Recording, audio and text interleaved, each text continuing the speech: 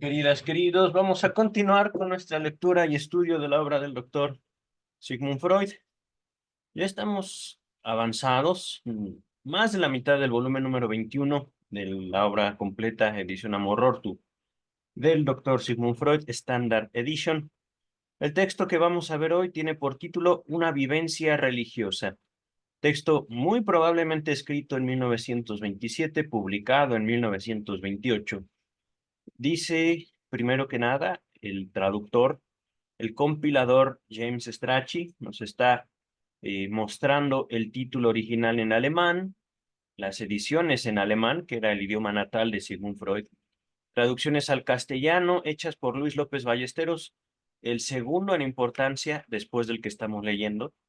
Y ya que termine toda la edición Amorortu, toda la traducción por James Strachey, la normalizada, quiero leer toda la obra de Sigmund Freud por la traducción de Luis López Ballesteros. Ajá. Esto, por supuesto, me tomará años.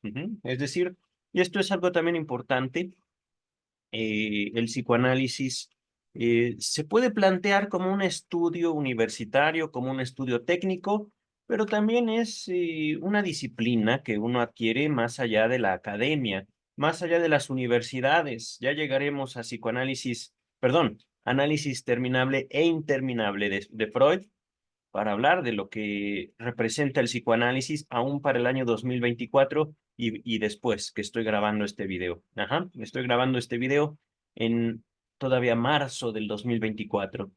Dice el traductor, este trabajo, una experiencia religiosa, publicado a comienzos de 1928, el año 1928, fue escrito según Ernest Jones, el biógrafo oficial de Sigmund Freud, a fines de 1927.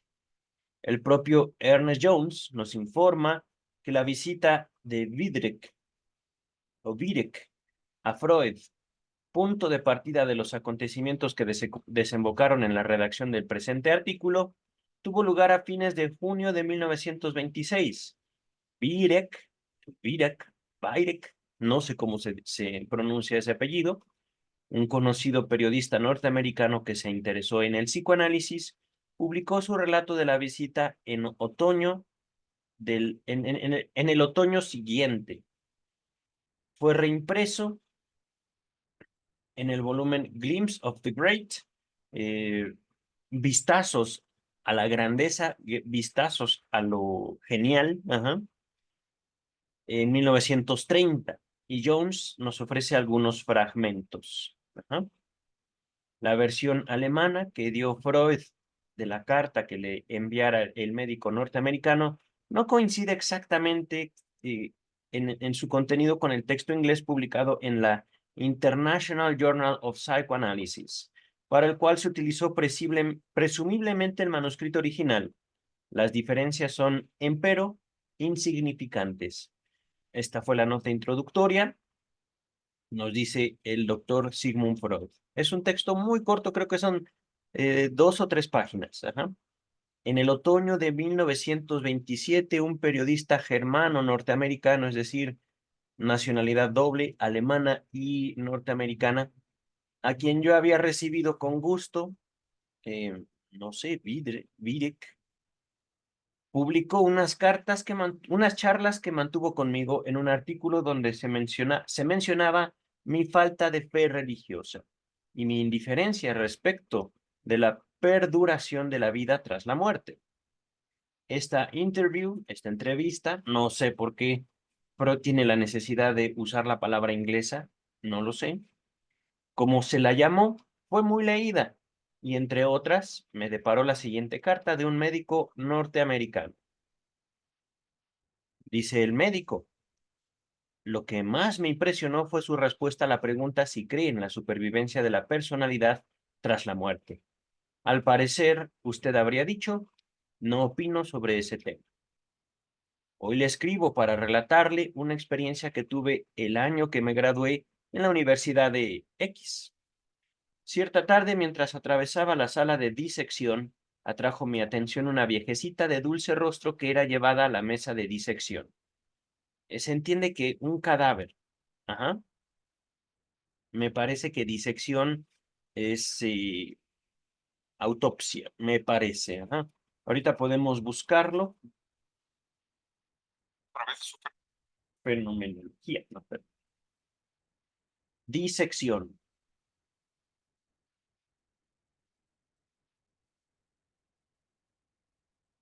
La disección es la separación de las partes de un organismo para estudiar sus estructuras y relaciones anatómicas. La disección se realiza con un instrumento cortante o romo para separar el tejido conjuntivo que une a los órganos. Una disección correcta requiere un mínimo de cortes. Ok. Entonces, digo, todavía no podemos asegurarlo, pero me parece que efectivamente dentro de una universidad, en un laboratorio de disección, un lugar donde los estudiantes pueden cortar cuerpos para ver cómo funcionan, encontró este doctor el cuerpo, el cadáver de una viejecita. Ajá. Continuamos. Esta mujer de dulce rostro, del inglés This Sweet-Faced Woman, me hizo una impresión tal que relampagueó en mí este pensamiento: no hay Dios. Si lo hubiera, no habría permitido que esta viejecita, dear old woman, fuera llevada a la mesa de disección. No entiendo la lógica tras eso. Tratando de aproximarme a la lógica, no de Freud, sino de aquel doctor, es como si dijera: la vida es muy cruel como para que esta viejita haya muerto, y no solo eso, sino que la tengamos aquí y podamos nosotros como médicos abrir su cuerpo. Ajá. Por eso no hay Dios. Eso es la lógica que no puedo yo comprender. Después de todo, y puedo yo hablar desde mi cultura, donde hay una influencia importante en la cultura mexicana del tema de la muerte. Ajá. Ahorita lo voy a dejar hasta ahí mi comentario. Digamos, una separación al respecto de esta declaración. Ajá. Mía como mi persona, mi perspectiva como mexicano. Ujú. Yo no soy médico, yo no estoy acostumbrado a ver cadáveres, yo no tengo eso por normal, pero un médico o un estudiante de medicina debería irse familiarizando, dependiendo también de sus inclinaciones profesionales, a la muerte. Ajá, pero bueno, ok, vamos a continuar. Continúa el médico. Cuando regresé a casa esa tarde, el sentimiento que me produjo lo que viera en la sala de disección me habría determinado a dejar de asistir a la iglesia. Ya antes de eso, las doctrinas del cristianismo habían sido objeto de dudas en mi mente. Mientras meditaba, es que aquí también, eh, miren, eh, este es no una crítica al cristianismo como tal, sino una crítica mía a todo movimiento intelectual.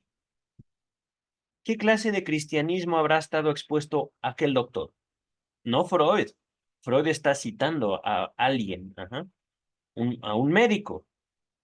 Pero ¿qué clase de cristianismo escuchó, vivió aquel médico que lo llevó, después de ver en su práctica profesional algo que debería ser normal para un doctor, un cadáver?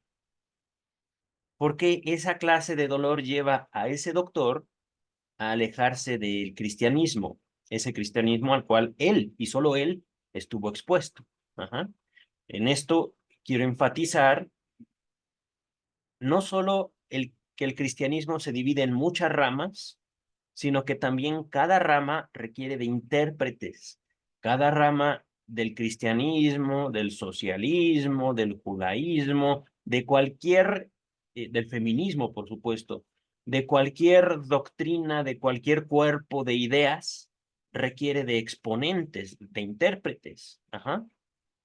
Eso es lo que me llama mucho la atención. Aquí no estoy demeritando ningún cuerpo doctrinal, ninguna forma de pensamiento, incluido el psicoanálisis.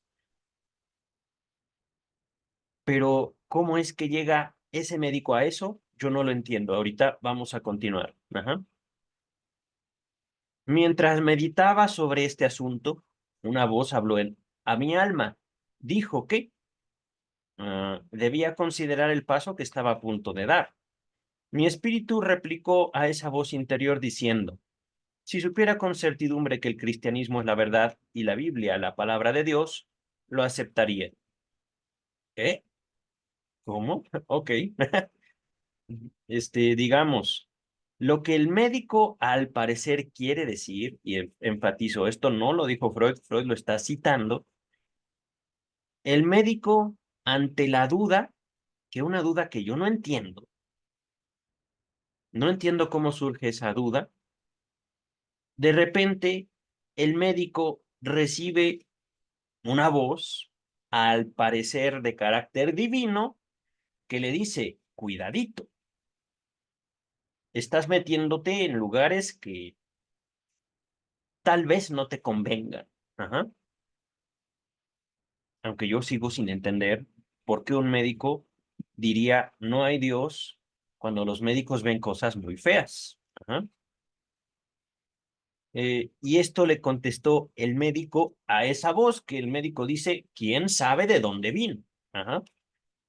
Aquí le soy sincero, yo creo que esa voz vino del médico. Que no la quiera reconocer, pues ya no es. eh, es que no es un asunto mío, es un asunto de aquel médico. Tampoco es de Freud. Ajá. Aquí debo señalar cómo Freud está siendo muy estricto en señalar un conflicto en el cual él fue un testigo. Ajá. Él eh, hizo una entrevista donde dijo, pues, ¿sabes qué? Yo no puedo decir que tengo fe religiosa. Ajá. Y al mismo tiempo, pues, si la vida, hay vida después de la muerte, pues no me importa. Palabras de, bueno, más o menos palabras de Freud. Ajá.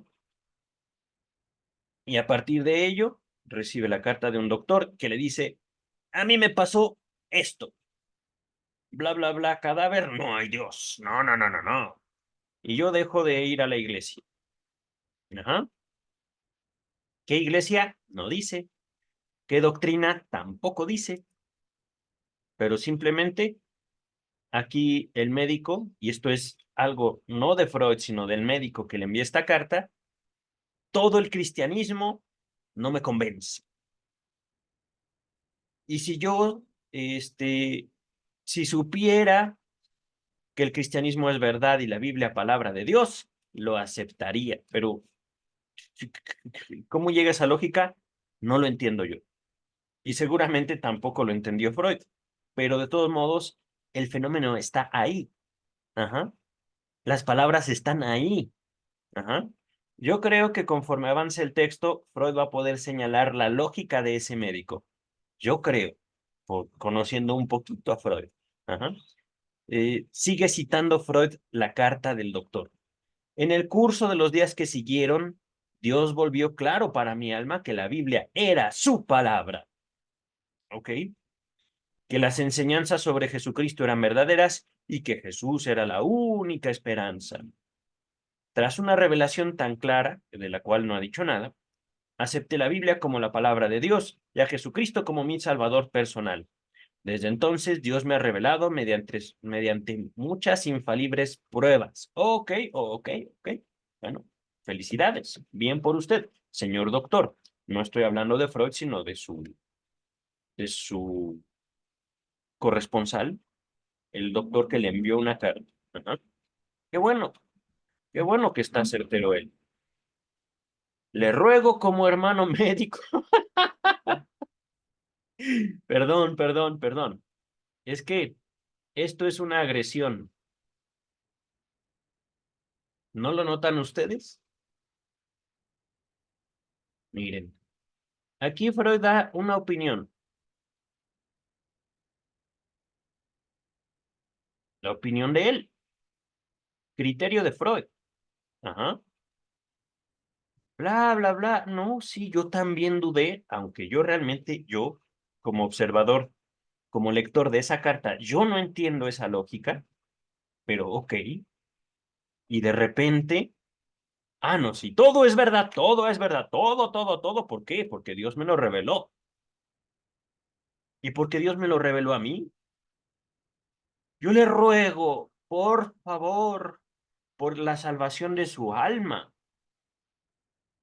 como hermano médico, que dirija sus pensamientos a este tema de suma importancia. Porque lo amo, ¿verdad? No lo creo yo así. Y puedo asegurarle que si lo considera con mente abierta, Dios le revelará la verdad a su alma. Lo mismo que hizo conmigo y tantísimos otros. Ok, ok, aquí Freud está haciendo un trabajo de edición, ahí no está incluyendo toda la carta, pero perdónenme, eh, aquí no ha sido Freud, sino soy yo quien señala la lógica. Ah, no, pues sí, usted tiene una opinión. Pues bueno, yo hasta cierto punto compartí esa opinión, pero de formas que no me explico y que yo no le explico a usted, le digo que usted está en un error. Cambie. ¿Por qué? Porque Dios lo ama. Ujú, esa lógica. ¿Me explico? Y aquí no estoy cuestionando al cristianismo. Aquí no estoy yo atacando al cristianismo. Estoy atacando a un creyente, estoy cuestionando a un creyente que toma experiencias de las que no solo podemos dudar, sino que también, ¿cómo decirlo?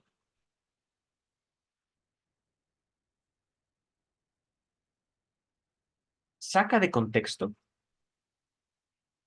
y las pone como fundamento a una crítica, entre comillas, amorosa, desinteresada. Ajá. Y esto no lo hizo el cristianismo, ¿no? Esto, al parecer, ese médico, ese doctor, que de repente se toma la libertad de decirle a Freud, somos hermanos, ¿por qué? Porque compartimos no el mismo credo, pero sí la misma profesión, para buscar imponerle a Freud una creencia. Por eso, esto, a mi juicio, a mi criterio, es una agresión a Freud. Ujú. Y no del cristianismo, de un, entre comillas, creyente. Y fíjense, aquí nada más esta palabra, le respondí cortésmente que me alegraba enterarme de que esa experiencia le hubiera permitido conservar su fe. En eso coincido. La fe es para él, no para Freud, para aquel doctor. ¡Qué bueno! Pero llevar esa fe que experimenta tropiezos y que de repente, por razones que no especifica en absoluto, rescata y quiere imponérsela a otra persona, eso no es cristiano, no es respetuoso, no es humano. Ok. En cuanto a mí, Dios no había hecho tanto. Nunca me había hecho oír una voz interior como aquella. Pues claro. Y sí, en vista de mi edad, no se apuraba mucho. No sería por mi culpa que siguiera yo siendo hasta el final lo que ahora era, un judío infiel. Fíjense, es que aquí Freud le da un acento del que yo no soy capaz porque yo no soy judío. Pero Freud lo era, Freud era un judío. No lo digo como algo malo, es simplemente su trasfondo cultural, la esencia de su persona. Y este sujeto, un supuesto cristiano, representante de todo el cristianismo, según aquel doctor, lo invitaba a, por sus experiencias, creer. Creer porque Dios quería que él creyera. Dios quería o él quería. Ajá. Y este acento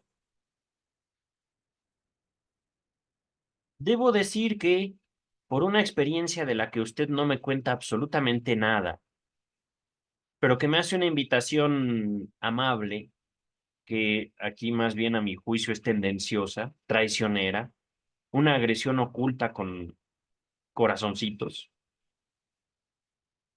Por eso Freud debería pasar a ser un judío fiel. No lo creo. La amable réplica de mi colega, dice Freud, contenía la seguridad de que el judaísmo no era ningún obstáculo en el camino de la recta fe. Y lo probaba con numerosos ejemplos. Ok, miren, lo voy a poner con otras palabras. No es el cristianismo. Son ciertos cristianos que dicen, mía es la verdad, mía es la razón. Y tu cultura, tu historia, tu pasado, tu esencia, tu familia, no importa. Tú debes ser lo que yo soy. ¿Me explico? Continúa la carta, continúa el texto de Freud. Culminaba con la comunicación de que se elevaban ardientes plegarias en mi favor, para que Dios me concediese fe para creer, la fe verdadera. Ardientes plegarias. Es una buena pregunta esa. ¿De quién es la verdad, queridas y queridos? ¿De quién es mi verdad? La verdad, desde la religión o la ciencia, que ya de por sí son bastante disparejas la una de la otra, debe imponerse a lo que yo vivo. Es decir, si yo realmente creo, debería dejar que la Biblia decidiera por mí, pero la Biblia a través de mi pastor o mi sacerdote o lo que ustedes gusten y manden, mi elder, ni lo que ustedes quieran, la religión, digo, la autoridad religiosa en mi comunidad. Ajá. Eso es voluntad divina. Que yo me calle y que otros impongan su voluntad en mi vida. Eso es voluntad divina. O voluntad lógica. Que yo me calle y que mi médico decida todo en mi vida. Mi psicólogo, mi psiquiatra, mi neurólogo. Supongamos que yo fuera diabético y esto no fuera agua simple. Supongamos que sea Coca-Cola. Mi médico me dice, no más bebidas azucaradas. Por eso yo debería dejar lo que tanto tiempo en mi vida me ha dado placer, me gusta, es agüita.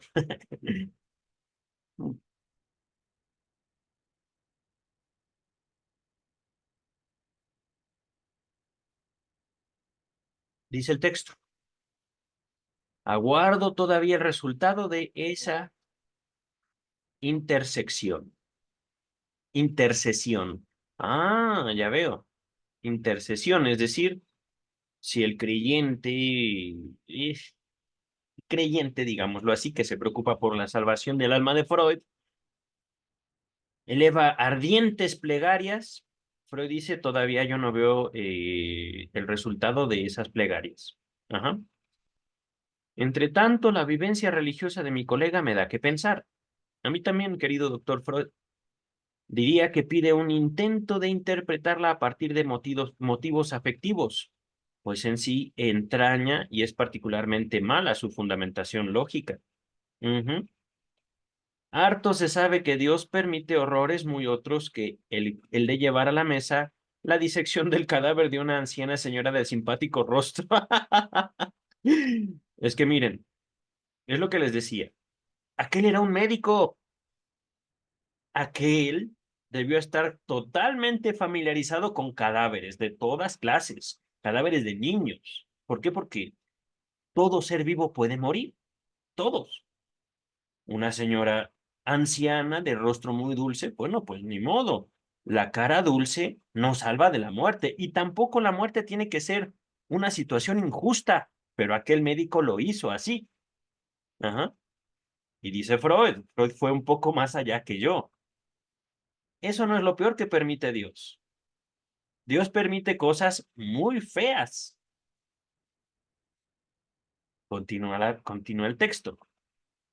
En toda época fue así. Y no ocurriría diversamente en el tiempo en que mi colega norteamericano cursaba sus estudios. Por lo demás, en su calidad de médico Nobel, médico nuevo, no puede haber sido tan ajeno al mundo como para ignorar por completo su infortunio.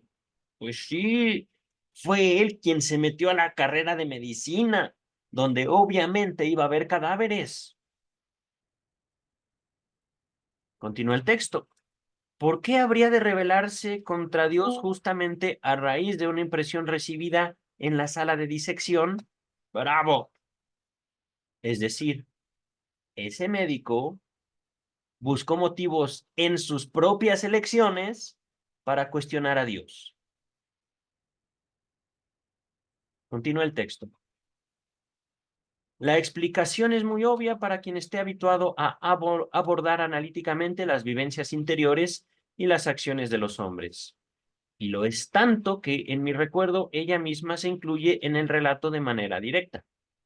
Cierta vez que en el curso de unos debates mencioné la carta de mi piadoso colega, referí que había escrito que el rostro del cadáver de esa mujer le había recordado a su propia madre. Oh, eso no lo sabía, querido doctor Freud. Lo intuía, pero no lo dijo usted. Vamos a continuar.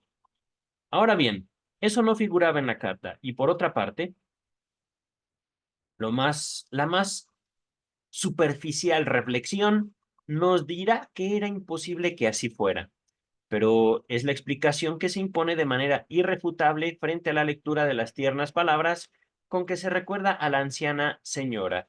Sweet-faced dear old woman. Woman. La fragilidad del juicio del joven médico puede imputarse entonces al afecto que le despertó el recuerdo de su madre. Si uno no puede librarse de una mala costumbre del psicoanálisis, la de aducir pequeñeces como material probatorio y admitir también otra explicación de menor profundidad, tendrá que reparar en que el colega se dirige luego a mí como hermano médico, expresión de la cual solo puede darse una traducción imperfecta. Brother physician. Estoy traduciendo physician como médico, pero también puede ser físico, hermano físico, digamos ya una traducción más forzada, podría ser hermano carnal, hermano de cuerpo, ajá, hermano de aquella amable mujer, ajá, que también podemos dudar de la amabilidad de esa mujer, pero bueno, es que fíjense, este es un juicio hecho sobre un cadáver, ajá, y no fue un juicio de Freud, no es un juicio mío, son palabras elaboradas por alguien al respecto de alguien que no conoció. Es decir, ahí hay un movimiento de afecto, una fantasía, una proyección, como gusten llamarla, pero de todos modos, dulce cara no quiere decir dulce carácter, dulce persona. Es nada más, ah, qué bonito siento al ver, pero sentir no es conocer. Ujú. Dice el texto, cabe entonces representarse el proceso del siguiente modo. La vista del cuerpo desnudo o en acto de ser desvestido de una mujer trae al jovencito el recuerdo de su madre. Entonces despierta la añoranza de la madre, proveniente del complejo de Edipo, que al instante se completa con la rebelión contra el padre. Oh, Padre y Dios todavía no se han distanciado mucho en él, y la voluntad de aniquilar al padre puede devenir consciente como duda en la existencia de Dios y pretender legitimarse ante la razón como indignación por el maltrato del objeto madre. Miren, psicoanálisis puro, en menos de un párrafo. Ahí está la lógica. En efecto, es típico que el niño juzgue como maltrato lo que el padre hace con la madre en el comercio sexual, en el coito. Esta nueva moción, desplazada al campo religioso, no hace sino repetir la situación edípica y por eso tras breve lapso experimenta el mismo destino. Fíjense, ¿Freud está atacando al cristianismo? No. Freud está señalando la lógica edípica, la lógica inconsciente, tras un movimiento que estaba ocurriendo afectivo en un joven médico. Aquí Freud está negando, digamos, algún dogma, ¿no? Para nada. Está fundamentando otro dogma. Yo no lo creo.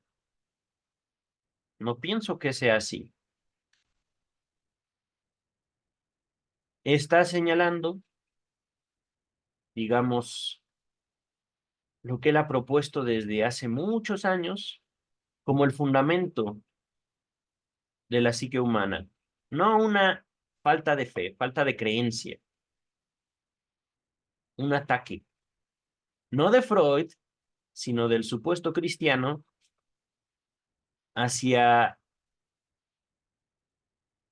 lo que culturalmente hemos sostenido como influencia del padre.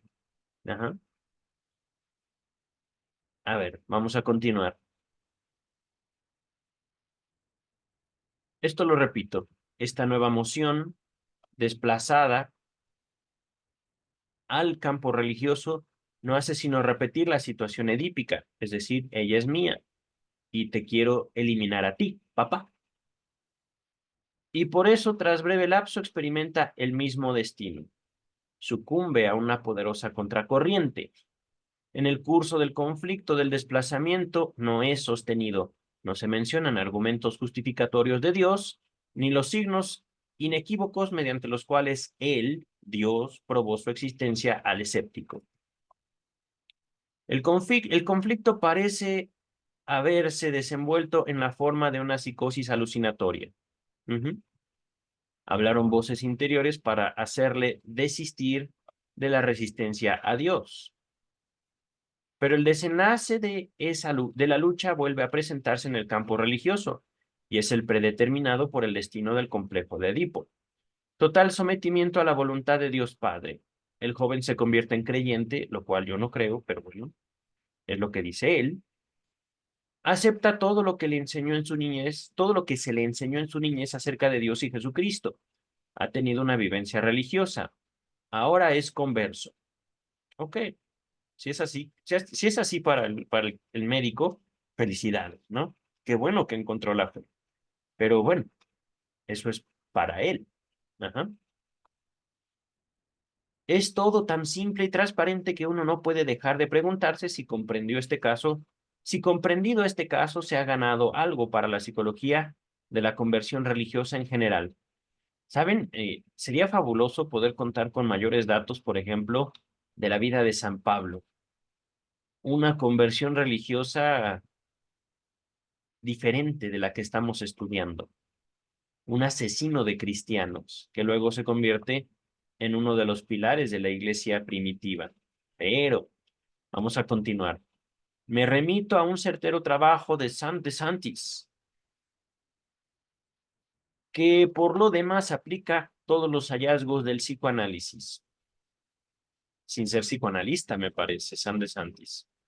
Su lectura nos corrobora la expectativa de que en modo alguno todos los casos de conversión religiosa, de que ahora ya creo, pueden penetrarse, pueden entenderse con tanta facilidad como el aquí relatado, pero que el nuestro en ningún punto contradice las opiniones de la que la moderna investigación se ha formado sobre este tema. Lo característico de nuestra observación es su enlace con una particular ocasión, que hace recrudecer nuevamente la incredulidad antes que el individuo la supere de manera definitiva. A ver otra vez.